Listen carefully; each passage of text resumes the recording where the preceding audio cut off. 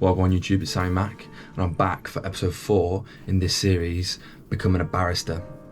So in this one, I'm just going to run through the interview section of the BPC selection event. So there was the plea mitigation and there was the interview section, and I'm going to run through the interview section and I'm going to go through the questions that I was asked and the answers I gave. Just to bear in mind, I did this a couple months back, and at the time it was kind of like, obviously the adrenaline was like kicking in and all that, so I've pretty much remembered what I've said. I wrote down the questions at the time, but the first question I'm a bit sketchy on. I can't exactly remember how she worded the question, what it was a bit about. So the first and second are a bit similar, so I might have got that wrong, but I'm going to roll with it and basically kind of do it to the best of my ability. So the first question was something along the lines of, is the need for lawyers currently being met?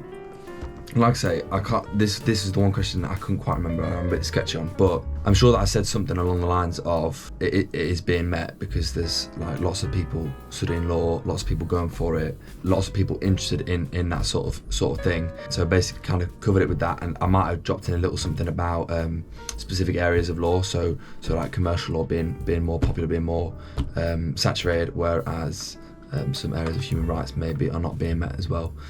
So something along those lines, but that one was I'm a bit sketchy on remembering that question. Question number 2, what are the greatest pressures facing the bar right now? And this one, I kind of referred back to the first question a little bit, and I said that like the first kind of greatest pressure is that it's very oversaturated. There's a lot of people going for the bar and not a lot of spots. So it's quite oversaturated, it's difficult to get into, and it makes like the application process difficult, and it makes it difficult to get pupillage and all these different aspects of it.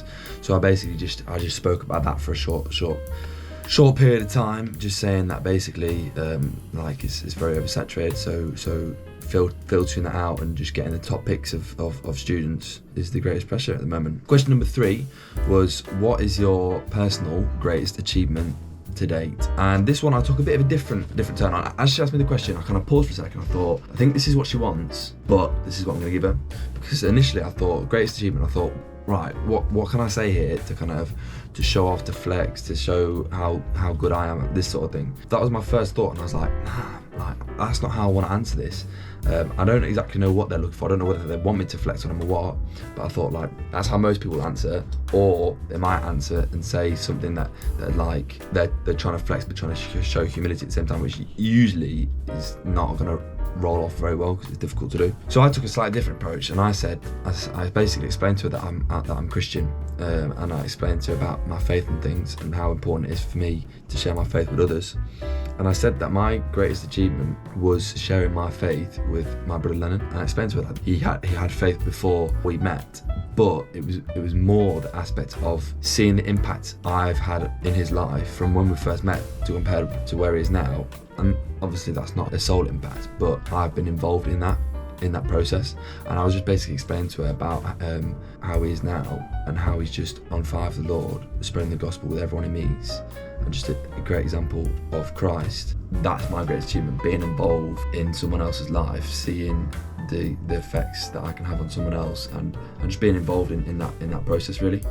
So it was a bit of a different kind of answer to I imagine what she was expecting, but she seemed to really appreciate it, and she even said like well done on that for doing that. So that was really nice, and I think that like I do feel that impacted her. The 4th question was, how would you describe the colour yellow to someone that is blind and has never seen?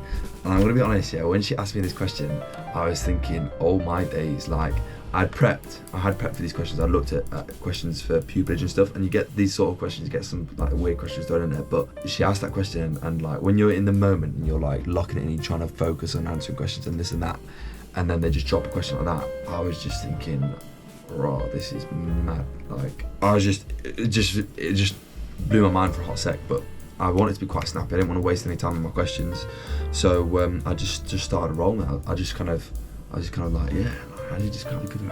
I said, well, I'd describe it as a warm colour. I'd describe it as a warm feeling, not a winter by the fire with a hot chocolate kind of warmth, but a spring summer kind of warmth with the sun on your back and fresh breeze and the smell of beautiful flowers. And that's basically how I described it. And it was hard to tell how that went by her reaction, because like it's one of those questions where it doesn't really matter what you say, like everyone's got a smile on their face because it's a mad question. But I think that was a good answer. I think it went well, because I, instead of trying to like explain the colour by what it would look like, which is what people that see, I imagine, would usually do, I tried to explain it in a way that someone that's blind and has never seen would be able to relate to that. And if they're blind, then describing it in how it would look is never going to work. But if you describe it in how it would feel, or smell, or taste, or this sort of things, or sound, depending on what the question is, then that's probably going to work quite well, because you are able to become more relatable. So that was basically my thought process behind it, and so I thought it was quite a good answer. I got the place on the course, so hopefully my answers were decent. And then the fifth question was, give 3 reasons for and 3 reasons against abolishing prison sentences that are under 6 months. This is quite a difficult one, because like I said before, I didn't want to spend ages sitting there umming and ahhing thinking about the question. I just wanted to crack on and get it out, because I felt like that was kind of part of the interview, was like, I'm not supposed to sit there for ages and think about the question. They ask a question, I'm supposed to answer it. And then I had a little think for a second, and then I started just rolling it off the tongue.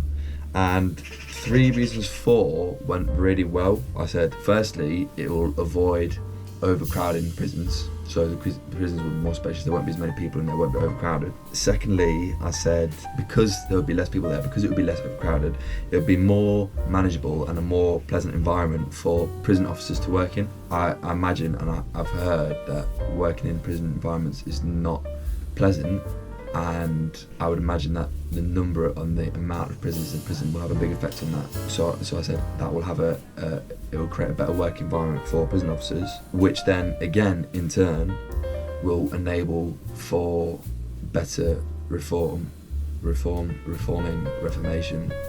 of the prisoners. So it kind of went in a bit of a circle. So like each of them affects the next one. Again, like if there's less people in the prison and the prison officers have a better work environment, then they're able to spend more time with the prisoners, they're able to reform them, and then that comes back in circle again. They are encouraged, taught new skills, reformed, encouraged not to break the law again. Then these short sentences won't be, in theory, won't be happening as much, so then you don't need the sentences. So it all kind of went in a circle, but those are my 3 for, and I banged them out quite quickly, which was great. Then I thought 3 reasons against. I thought of one. I answered one, but I think I started to answer it too quick, and so I gave my first answer, and then I went blank. So my first answer was that if you abolish prison sentences for less than 6 months, then there's not necessarily no punishment, but potentially inadequate punishment. I said something along those lines. I didn't quite work the same, but I said something along those lines about that. There's still need to be consequences for actions. But then I just went blank, and I just went completely blank, and I just could not think of anything else. And I sat there for a couple of minutes, but I just had a complete mind blank, and I couldn't think of anything. And I said to her, I said, I've gone blank. I said, I've gone blank, I can't think of anything else. And she said, you sure? You definitely can't think of any other reasons? I had a little think again for a minute or so, but I didn't want to take too much time, because like I felt that wasn't the point of the interview. So I sat there and said, I've gone completely blank. Sorry, I've gone completely blank. And he said, no worries. And that was good, because I did take my time to think. I did honestly try and think. I'd just gone completely blank, but I was honest with her as well. I didn't try and waffle or make up or this or that. I just was honest with her. I said, look, I've gone completely blank, and I think that she appreciated that honesty. Afterwards I thought about it, and I was like, well, I could have gone into a bit more about that punishment side a bit. And then that was it. She said, yeah, that's all the questions. And she said, have you got any questions? And I said, no, I'm all good. So yeah, so that was the questions. So it was good. It was a good experience, and it was humbling, because as soon as I put the phone down, especially with that last question, I was thinking, I was like, wow, that was difficult, and I need to work on that, I need to practice that. But that last question left me a bit on the ropes, I'll be real, but I trusted in God, man, and I knew I had that place already, and just 2 hours later I got that confirmation, so it was awesome stuff, and all glory to God. A couple of those questions, the way I answered them, I actually went online afterwards, typed these sort of questions in, and there was some news articles from a few years back, and I actually said the same things that were in these news articles, and so I really felt like the Holy Spirit had led me in that, and guided my answers, and what came to mind to be the correct answers. So yeah, really blessed, and I was really grateful to God for that. That's everything for this video. So from Glasgow to Berlin, Sammy out.